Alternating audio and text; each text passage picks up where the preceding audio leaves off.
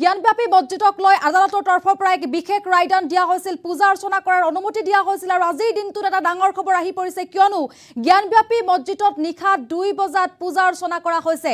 পুৰোহিত, প্ৰশাসন আৰু আৰক্ষীয়ে মিলি এখন বৈঠক অনুষ্ঠিত কৰিছিল আৰু সেই বৈঠকৰ পাছতেই নিশা 2 বজাত পূজা অৰ্চনা কৰা হৈছে। বেৰিকেড আঁতৰাই পূজা অৰ্চনা কৰিছে বুলি ইতিমধ্যে ৰাষ্ট্ৰীয় সংবাদ মাধ্যমত তথ্য প্ৰকাশ পাইছে। এই মুহূৰ্তত আমি ডাঙৰ খবৰটো আপোনালোকক জনাবলৈ চেষ্টা কৰিছোঁ ফুল প্লেট গ্ৰাফিক্সৰ সহায়ত।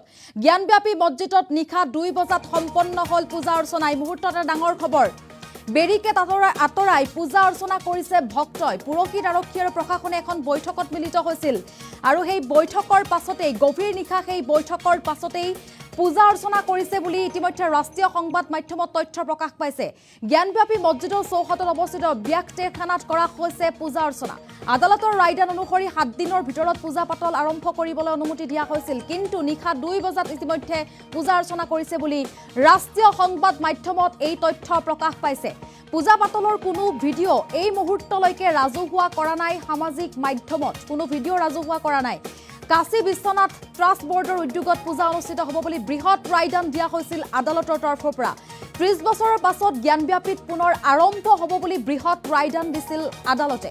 আৰু জ্ঞানব্যাপী মছজিদ এতিয়া চৰ্চাত আছে। এটা বৃহৎ হিন্দু মন্দিৰ ভাঙি জ্ঞানব্যাপী মছজিদ নিৰ্মাণ কৰা হৈছিল আৰু পূজা অৰ্চনা কৰা হ'ব বুলি আদালতৰ তৰফৰ পৰা বিশেষ ৰায়দান দিয়া হৈছিল। য'ত এটা হিন্দু মন্দিৰ আছিল, সেই মন্দিৰটো ভাঙি এটা মছজিদ নিৰ্মাণ কৰা হৈছে আৰু মন্দিৰটোৰ বেৰখন দেখিবলৈ পোৱা গৈছে। হিন্দুৰ সকলো প্ৰতিমূৰ্তি, শিলালিপি সকলো দেখিবলৈ পোৱা গৈছে, য'ত শিৱলিংগ উদ্ধাৰ হৈছে আৰু হিন্দু ধৰ্মৰ সৈতে জড়িত সম্পৰ্ক থকা সকলো তাত সামগ্ৰী উদ্ধাৰ হৈছিল। আমি আপোনালোকক সেই খবৰ দিবলৈ চেষ্টা কৰিছিলোঁ আৰু তাৰ পাছতে আদালতৰ তৰফৰ পৰা বৃহৎ ৰায়দান দিয়া হৈছিল যে সেই মছজিদটোত পূজা পাতল কৰা হ'ব। 7 দিনৰ ভিতৰত পূজা পাতল আৰম্ভ কৰিবলৈ অনুমতি দিয়া হৈছিল।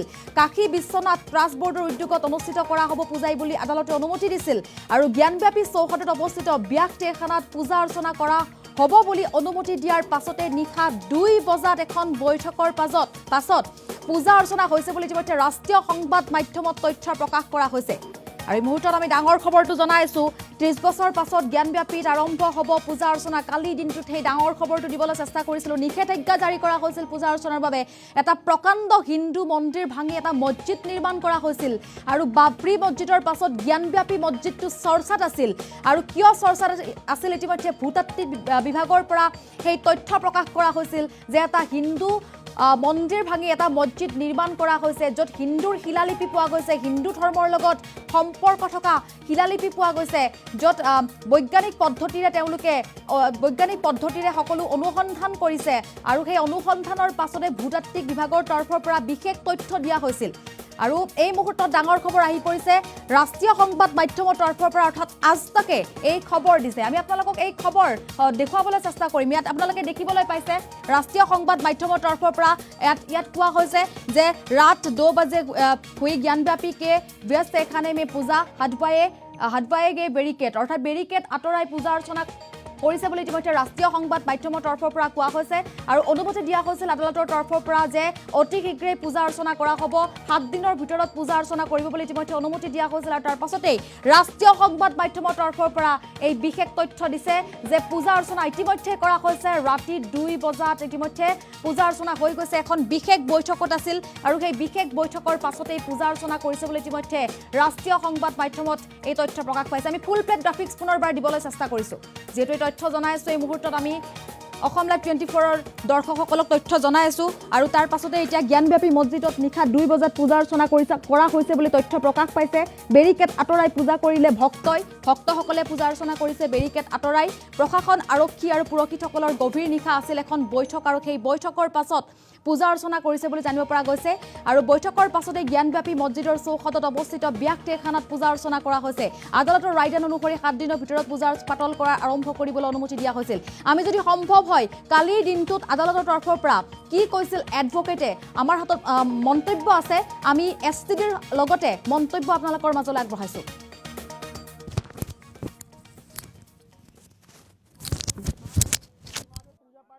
होनी चाहिए और देखते हैं आगे मामला कैसे बढ़ता है। बिल्कुल कैविएट दाखिल करेंगे, कैविएट दाखिल। आगे मुस्लिम पक्ष जो हाईकोर्ट जा रहा है, क्या तैयारी है? हम लोग भी हाईकोर्ट जाएंगे और कैविएट फाइल करेंगे।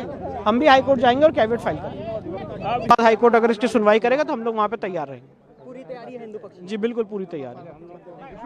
1993 में उससे पहले पूजा पाठ होती थी। तत्कालीन सरकार जो मुलायम सिंह की सरकार थी उसको लोहे के पट्टिका से घिरवा करके अब पूजा बंद कर दिया बिना किसी सक्षम न्यायालय के आदेश के। एक उसमें मुकदमा दाखिल किया गया, उसमें 2 रिलीफ मांगे गए। पहला रिलीफ मांगा गया ब्यास जी के तहखाना के दरवाजे खिड़की टूटे हुए हैं, जर्जर हैं और है ही नहीं दरवाजे खिड़की, बाकी ठीक नहीं है। उस पर अब अंजुमन इंतजामिया बलात् कब्जा करने पर आमदा है, उसको रोका जाए और उसको जिलाधिकारी को रिसीवर नियुक्त कर दिया जाए। कोर्ट ने 17 जनवरी 2024 को आदेश कर दिया और 24 जनवरी 2024 को जिलाधिकारी ने अपने कस्टडी में ले लिया उसको। पुनः हम लोगों ने दूसरी प्रेयर के लिए, दूसरी प्रार्थना के लिए बल दिया। कल कहा 30 जनवरी को कि हम लोग पूजा पाठ प्रारंभ करा दी जाए, चूंकि वो प्रार्थना पत्र 9 अगस्त स्वीकार कर लिया गया, उसमें दूसरा रिलीफ पर कोई आदेश नहीं हुआ है। अंजुमन इंतजामिया द्वारा अपना आपत्ति जताई गई। आज न्यायालय ने उसका स्पष्ट आदेश कर दिया कि रिसीवर जिलाधिकारी और काशी विश्वनाथ ट्रस्ट और वादी मिल करके इसको पुजारी नियुक्त करके पूजा प्रारंभ करेंगे। 7 दिन के अंदर वो पट्टिका लोहे का हटा करके अब पूजा प्रारंभ कराएंगे। ये बहुत बड़ी सफलता मान करके चलिए और ये न्याय की जीत है, सत्य की जीत है। पाठ बंद था उस समय भी कोई लिखित आदेश नहीं था। अगर लिखित आदेश विपक्षी के पास होता तो इसकी चर्चा हाई कोर्ट में भी की गई थी, वहां भी नहीं दिखाया गया, यहाँ भी नहीं दिखाया गया किसके आदेश से बंद हुआ है। ये मात्र उत्तर प्रदेश सरकार के एक आदेश का ही है, आदेश का दुरुपयोग करके बंद किया गया था। 7 दिनों के अंदर या 7 दिनों के पहले भी पूजा शुरू हो सकती है? 7 दिन का अंदर का मतलब पूजा कल से भी शुरू हो सकती है, पूजा अभी से भी शुरू हो सकती है। 7 दिन का अंदर मतलब 7वां दिन ही नहीं, 7 दिन के अंदर कभी भी हो सकती है। देखिए जो आदेश है, इस आदेश को हम लोग जिला प्रशासन को अवगत कराएंगे। काशी विश्वनाथ ट्रस्ट ऑलरेडी उसमें पार्टी है ही, फिर भी उनको अवगत कराएंगे। वादी मुकदमा हमारे साथ हैं, सब लोग इसको एक सुनिश्चित बनाकर करेंगे। लेकिन नहीं, अभी न्यायालय ने आदेश दिया है 7 दिन के अंदर जिला मजिस्ट्रेट एवं विश्वनाथ मंदिर न्यास से व्यवस्था बनाकर वहां पर पुजारियों की नियुक्ति की जाएगी और भगवान के नियमित पूजा का आज अधिकार न्यायालय ने दिया है, वहां पूजा पाठ होगा। हम शिव प्रसाद पांडे, लिंगिया महाराज, बाद मित्र आदि विश्वेश्वर ज्योतिर्लिंग। इसको जीत भी कह सकते हैं, सफलता भी कह सकते हैं और सत्य की जीत है, क्योंकि बिना किसी कारण के 1993 में उससे पहले पूजा पाठ होती थी। तत्कालीन सरकार जो मुलायम सिंह की सरकार थी उसको लोहे के पट्टिका से घिरवा करके अब पूजा बंद कर दिया बिना किसी सक्षम न्यायालय के आदेश के। एक उसमें मुकदमा दाखिल किया गया, उसमें 2 रिलीफ मांगे गए। पहला रिलीफ मांगा गया ब्यास जी के तहखाना के दरवाजे खिड़की टूटे हुए हैं, जर्जर हैं और है ही नहीं दरवाजे खिड़की, बाकी ठीक नहीं है। उस पर अब अंजुमन इंतजामिया बलात् कब्जा करने पर आमदा है, उसको रोका जाए और उसको जिलाधिकारी को रिसीवर नियुक्त कर दिया जाए। कोर्ट ने 17 जनवरी 2024 को आदेश कर दिया और 24 जनवरी 2024 को जिलाधिकारी ने अपने कस्टडी में ले लिया उसको। पुनः हम लोगों ने दूसरी प्रेयर के लिए, दूसरी प्रार्थना के लिए बल दिया।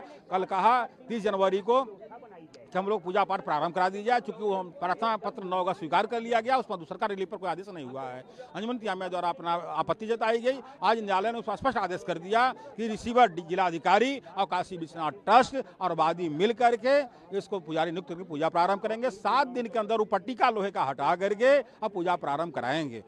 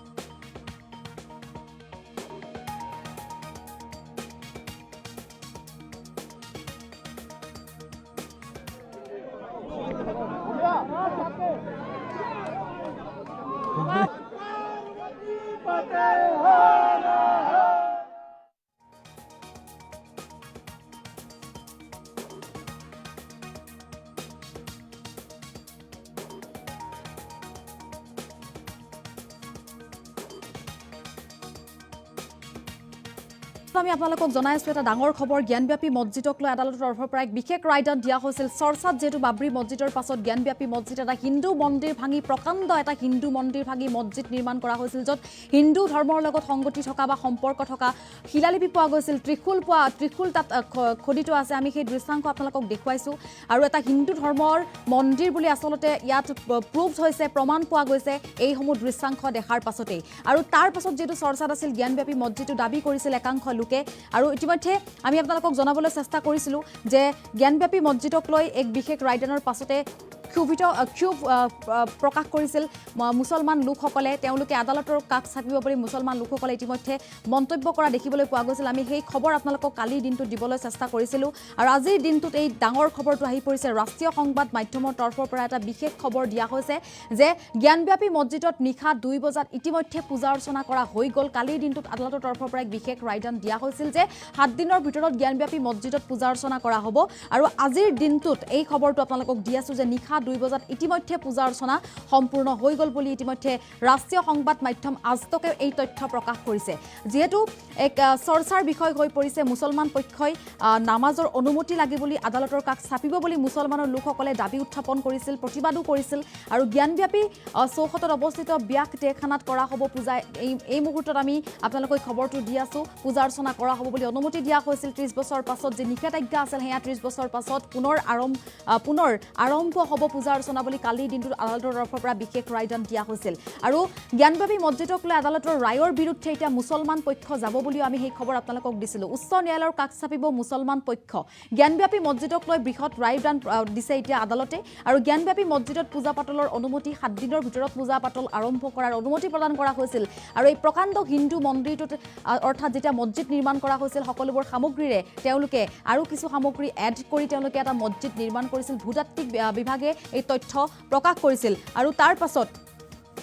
আৰু তাৰ পাছতেই এতিয়া এই মছজিদটোক লৈ এতিয়া সকলোৱে দাবী কৰিছে, মুছলমান পক্ষই দাবী কৰিছে যে ইয়াত পূজা অৰ্চনা হ'ব নোৱাৰে বা পূজা অৰ্চনা হোৱাক লৈ মুছলমান পক্ষই আদালতৰ কাষ চাপিব বুলি ইতিমধ্যে দাবী কৰা হৈছে। আৰু কাশী বিশ্বনাথ ট্ৰাষ্ট বৰ্ডৰ উদ্যোগত পূজা অৰ্চনা অনুষ্ঠিত হ'ব বুলি বৃহৎ ৰায়দান দিয়া হৈছিল আদালতৰ তৰফৰ পৰা। আৰু তাৰ পাছত এই মছজিদটো চৰ্চাত আছে। এতিয়া প্ৰতিবাদো কৰিছিল একাংশ লোকে। আদালতৰ তৰফৰ পৰা বিশেষ ৰায়দান দিয়াৰ পাছত প্ৰতিবাদ কৰিছিল একাংশ লোকে যে নামাজৰ অনুমতি লাগিব আমাক মছজিদত, পূজা অৰ্চনা নহয়, নামাজৰ অনুমতি লাগিব বুলি কালিৰ দিনটোত তথ্য বা তেওঁলোকে প্ৰতিবাদ কৰিছিল। আৰু তাৰ পাছত নিশা 2 বজাত এই মছজিদটোত ইতিমধ্যে পূজা অৰ্চনা হৈছে বুলি তথ্য পোৱা গৈছে। আৰু ৰাষ্ট্ৰীয় সংবাদ মাধ্যম আজতকে এই তথ্য প্ৰকাশ কৰিছে। আমি কিছু দৃশ্যাংশ আপোনালোকক দেখুৱাইছোঁ কালিৰ দিনটোৰ সেই দৃশ্যাংশ। আৰু জ্ঞানব্যাপী মছজিদৰ পাছতে এনেদৰে লোকসকলে প্ৰতিবাদ কৰিছিল বা আদালতৰ লোকসকলে এনেদৰে বৃহৎ ৰায়দান দিয়া দেখিবলৈ পোৱা গৈছিল। আৰু ৰাষ্ট্ৰীয় সংবাদ মাধ্যমত আজিৰ দিনটোত এই তথ্য প্ৰকাশ পাইছে। নিশা 2 বজাত ইতিমধ্যে পূজা পাতল হৈ গ'ল। এখন বৈঠক অনুষ্ঠিত হৈছিল প্ৰশাসন, আৰক্ষী লগতে পুৰোহিতসকল আছিল সেই বৈঠকখনত। আৰু সেই বৈঠকখনৰ পাছতে বেৰিকেড আঁতৰাই পূজা অৰ্চনা কৰিছে বুলি জানিব পৰা গৈছে। আৰু সেই দৃশ্যাংশ কিন্তু বৰ্তমান সামাজিক মাধ্যমত কোনো ধৰণৰ ৰাজহুৱা কৰা নাই দৃশ্যাংশ। হয়তো কিছু সময় পাছত সেই দৃশ্যাংশ আমি আপোনালোকক দেখুৱাবলৈ সক্ষম হ'ম। যদিহে সামাজিক মাধ্যমত কিছু দৃশ্যাংশ পোৱা যায় তেতিয়া হয়তো আমি আপোনালোকক সেই দৃশ্যাংশ দেখুৱাবলৈ চেষ্টা কৰিম। আৰু এই মুহূৰ্তত পুনৰবাৰ আমি সেই কালিৰ দিনটোত যি মন্তব্য আছিল আদালতৰ তৰফৰ পৰা যি ৰায়দান দিয়া হৈছিল, যদি সম্ভৱ হয় মন্তব্য পুনৰবাৰ আগবঢ়াব বিচাৰিম। कि वहाँ पे पूजा पाठ तुरंत शुरू होनी चाहिए और देखते हैं आगे मामला कैसे बढ़ता है। बिल्कुल कैविएट दाखिल करेंगे, कैविएट दाखिल आगे मुस्लिम पक्ष जो हाईकोर्ट जा रहा है, क्या तैयारी है? हम लोग भी हाईकोर्ट जाएंगे और कैविएट फाइल करेंगे। हम भी हाईकोर्ट जाएंगे और कैविएट फाइल करेंगे। हाईकोर्ट अगर इसकी सुनवाई करेगा तो हम लोग वहाँ पे तैयार रहेंगे। पूरी तैयारी है हिंदू पक्ष की? जी बिल्कुल पूरी तैयारी है। 1993 में उससे पहले पूजा पाठ होती थी। तत्कालीन सरकार जो मुलायम सिंह की सरकार थी उसको लोहे के पट्टिका से घिरवा करके अब पूजा बंद कर दिया बिना किसी सक्षम न्यायालय के आदेश के। एक उसमें मुकदमा दाखिल किया गया, उसमें 2 रिलीफ मांगे गए। पहला रिलीफ मांगा गया ब्यास जी के तहखाना के दरवाजे खिड़की टूटे हुए हैं, जर्जर हैं और है ही नहीं दरवाजे खिड़की, बाकी ठीक नहीं है। उस पर अब अंजुमन इंतजामिया बलात् कब्जा करने पर आमदा है, उसको रोका जाए और उसको जिलाधिकारी को रिसीवर नियुक्त कर दिया जाए। कोर्ट ने 17 जनवरी 2024 को आदेश कर दिया और 24 जनवरी 2024 को जिलाधिकारी ने अपने कस्टडी में ले लिया उसको। पुनः हम लोगों ने दूसरी प्रेयर के लिए, दूसरी प्रार्थना के लिए बल दिया। कल कहा 30 जनवरी को हम लोग पूजा पाठ प्रारंभ करा दी जाए, चूंकि वो हम प्रार्थना पत्र 9 का स्वीकार कर लिया गया, उस पर सरकार रिलीफ पर कोई आदेश नहीं हुआ है। अंजुमन इंतजामिया द्वारा अपना आपत्ति जताई गई। आज न्यायालय ने उस पर स्पष्ट आदेश कर दिया कि रिसीवर जिलाधिकारी और काशी विश्वनाथ ट्रस्ट और वादी मिल करके इसको पुजारी नियुक्त करके पूजा प्रारंभ करेंगे। 7 दिन के अंदर वो पट्टिका लोहे का हटा करके अब पूजा प्रारंभ कराएंगे। ये बहुत बड़ी सफलता मान करके चलिए और ये न्याय की जीत है, सत्य की जीत है।